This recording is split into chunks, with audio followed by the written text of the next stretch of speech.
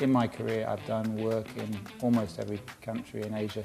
Dubai is an infrastructure hub, so the growth of particularly the branded sector on the residential side in Dubai is a reflection of that. You know, people have the money and they want the quality.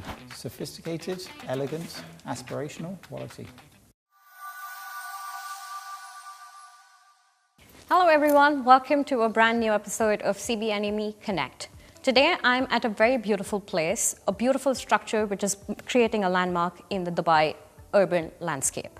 I'll be speaking to Matt, who is the general manager of One Za'abeel Residences. So let's talk about the real estate segment, the residences itself, and everything that Matt wants to share.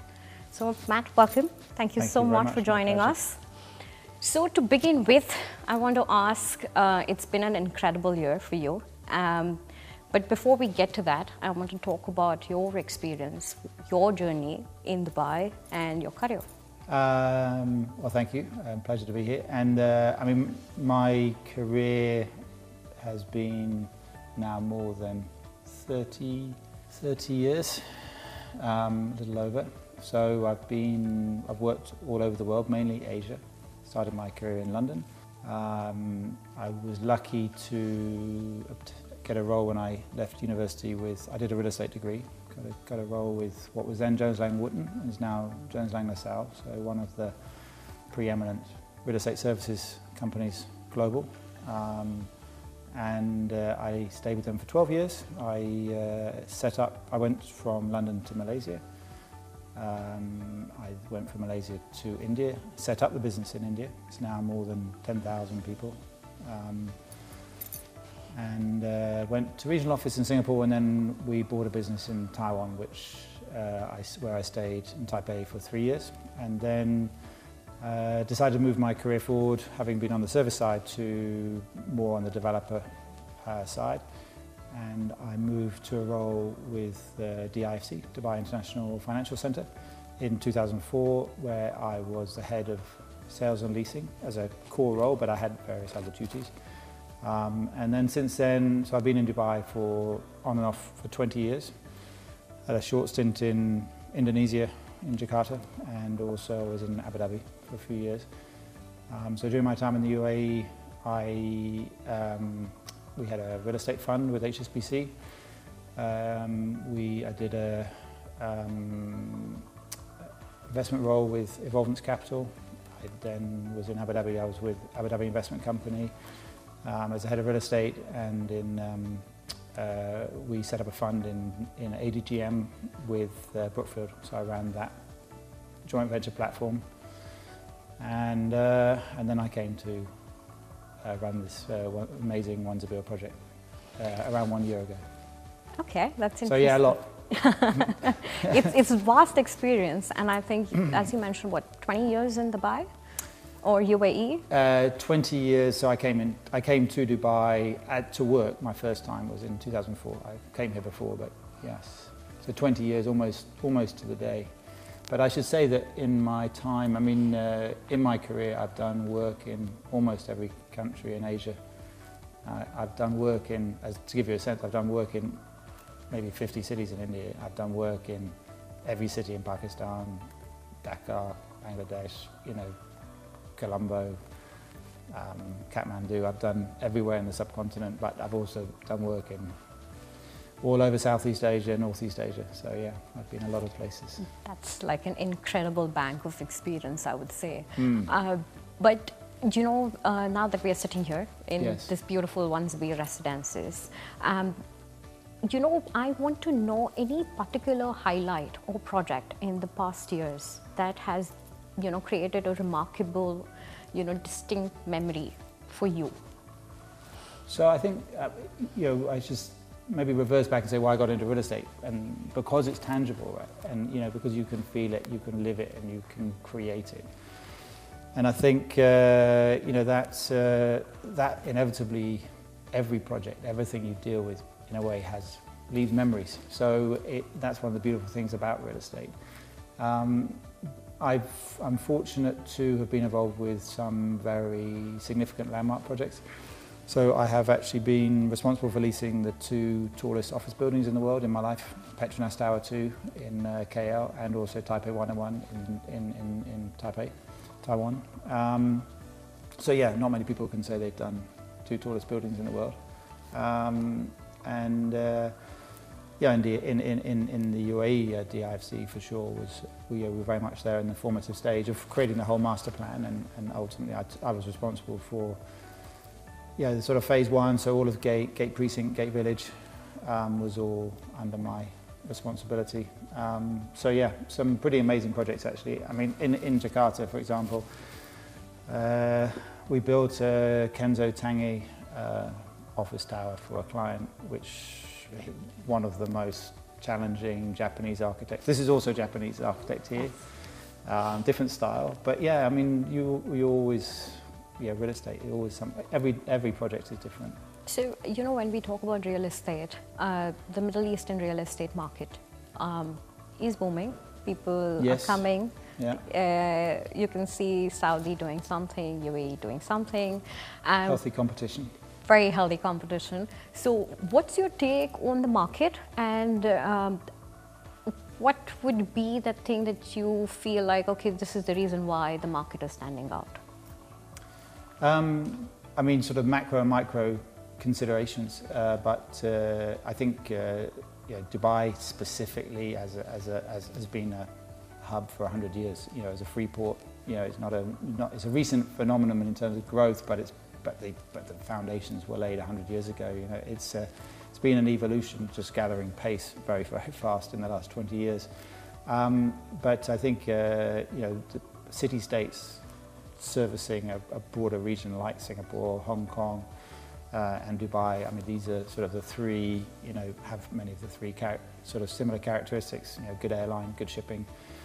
Good place for people to live and work and operate from the local, throughout the region, and obviously good legal infrastructure, financial infrastructure, and low taxation, efficient cities, that people aspire to work. And I think Dubai just continues to evolve and really, reinforce its position. I mean, the geography that Dubai serves and the population in the hinterland of Dubai is very significant, of course. And really, I wouldn't say no competition, but it doesn't really have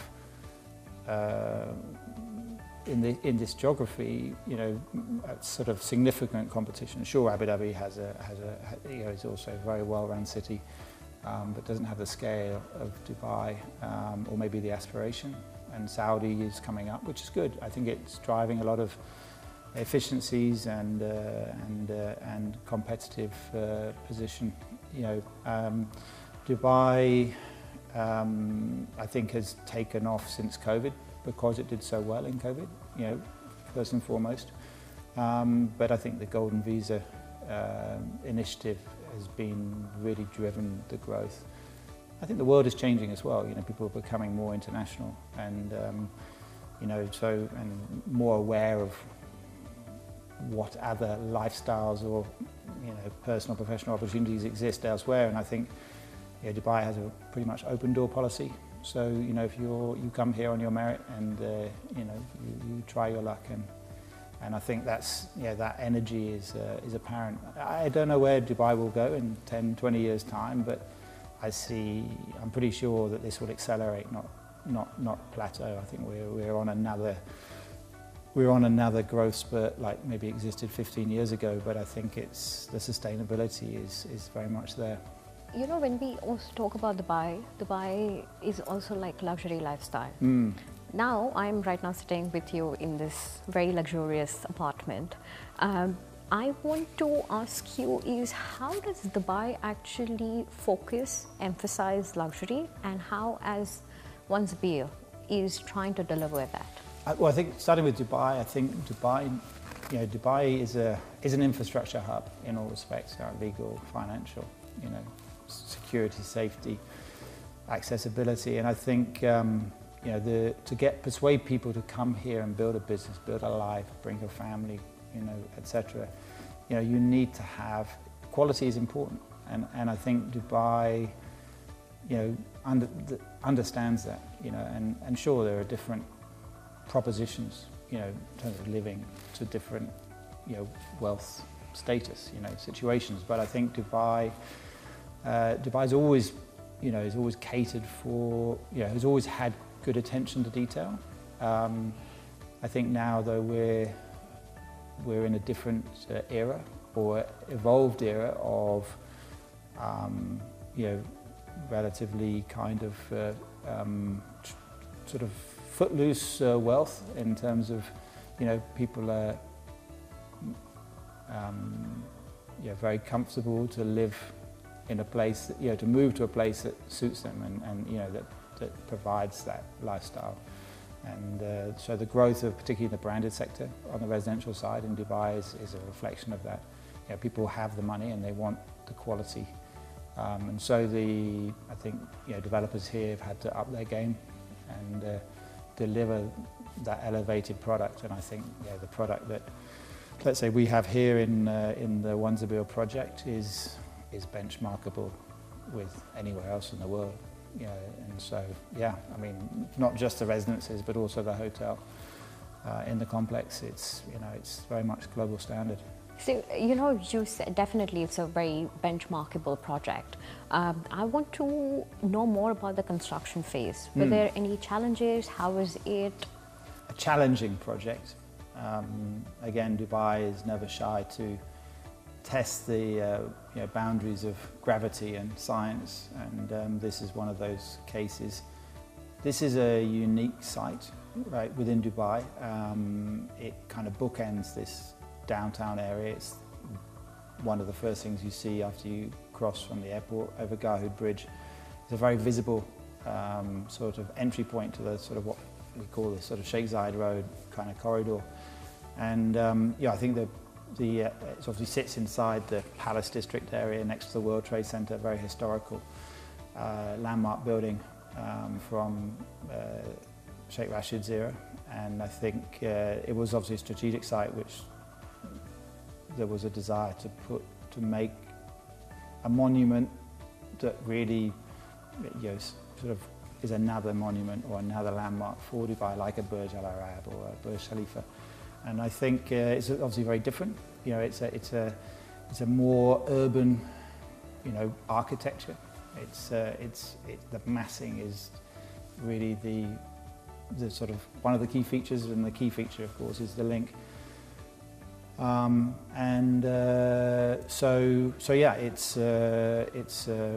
an architectural landmark by a globally renowned architect, including a unique feature. The link is a huge engineering achievement, defying really the imagination. I mean, it was a very courageous undertaking. It had its consequences, of course, in terms of the program. It was challenging to deliver at that point in time, to elevate the link from ground level and to bring it up to the current height, which is 100 meters above ground. It's 230 meters long. It has a 67-meter cantilever, Guinness World Record. It's, if you stood the link on its end and you made it vertical, not horizontal, it would be a significant building in its own right. So we think of this project having 2 towers. In reality, we have 3, and the third one happens to be horizontal. True.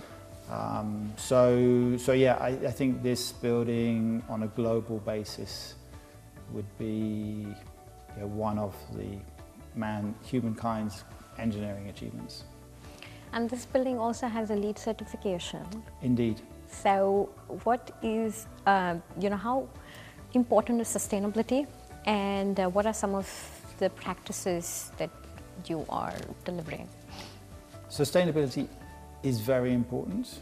It was mandated from the beginning to be a key outcome of this development. So yes, the project has LEED Gold certification. We were very close to obtaining LEED Platinum. It wouldn't have been much more to achieve that, but it was within our within our capabilities to achieve it. But the original aspiration was LEED Gold, and LEED Gold was satisfied. And yeah, I think as an end user, that means, you know, an efficient envelope to the building in terms of your, you know, the thermal gain from the external weather. Yeah, we're on district cooling, so there's a efficiency there. We don't, but most of Dubai is on district cooling. That's not a unique feature in this town, but it does mean a much more efficient outcome for the environment and for the end user than having individual cooling. And we also, just for your information, focus a lot on the efficiency of the telecommunications. It's not environmental, but we have a very high rating for our telecoms and connectivity, so that's also important for us. You had to describe One Za'abeel Residences in 4 words. What would they be? Sophisticated, elegant, aspirational, and quality. Great. And last question. As general manager, what are your goals and vision for One Za'abeel Residences? I think the key feature of this project, other than the architecture, is that actually this is one of the very rare single-site mixed-use projects in the UAE, and in fact globally. This is a massive undertaking. To put it in perspective, from an overall built-up area, we're approximately the same, slightly bigger actually than Burj Khalifa. So it's, to put it, which is the world's tallest building. So it kind of puts a perspective, right, in terms of the scale of the building, the project overall. So when I say mixed use, we have 2 hotels, we have 367 apartments, we have 300,000 square feet of office, 30,000 square meters, and we have around 10,000 square meters, 120,000 square feet of retail. So in the UAE, we only have a couple of similar examples, both in Abu Dhabi. In Dubai, we have mixed-use communities, you know, the master plans, but we don't have many mixed-use buildings. And I think that's important because it creates a very different vibe in the complex, right? I mean, you know, people here will have a one and only and a Sara hotel on their doorstep that they can go and enjoy the facilities, amazing facilities and restaurant offerings. People talk about live, work, play, but we are a live, work, play, you know, proposition. So you really wouldn't need to leave here if unless you had a particular reason to. So yeah, I think it's a pretty unique project, very unique project. Thank you so much for your time, and My pleasure. It was lovely speaking to you, and really appreciate you joining us on this episode, and I hope you liked it as well. I know, very much enjoyed it. Thank you very much for the discussion, and I'm glad you can come and visit our property. Thank you so much.